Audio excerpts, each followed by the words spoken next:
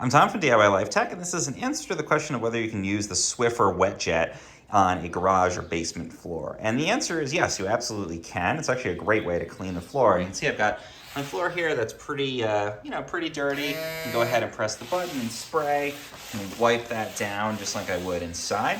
And does a great job. It's good for cleaning these kinds of surfaces. I think it's nice because you don't have to deal with like a big mop and bucket and taking that out to the garage. And now if I'm like walking out, barefoot at night or something to get something from the car, which I often end up doing, then I'm not going to get as much dust and stuff on my feet doing that. You can see it's sort of picking these things up and cleaning up. Now the only downside I would say to using this in a garage or a basement, let's flip this over and I'm going to show you what the downside is. That's the downside. I mean, it's great.